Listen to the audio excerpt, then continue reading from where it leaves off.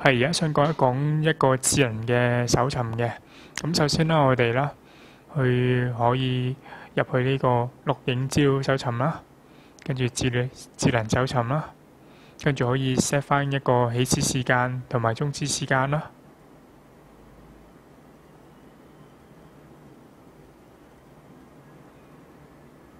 咁設咗呢段時間之後啦，可以揀埋個頻道同埋個範圍啦。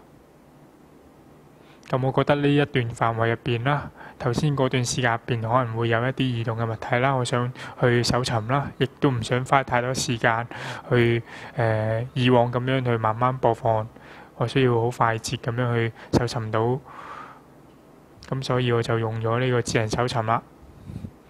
咁啦，去 set 翻個靈敏度同埋個搜尋嘅門檻值啦，同埋個事件個搜尋個間隔啦。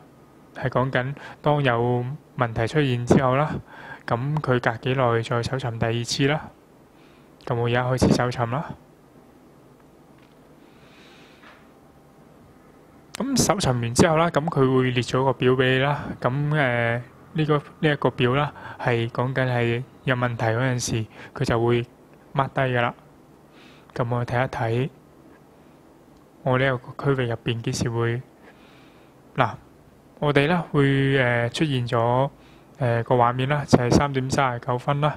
曾經啦，你喺呢一個區域入邊啦，會有一啲移動嘅物體移動過，所以咧就系統就會列咗個表，列咗呢一項嘅記錄喺度啦。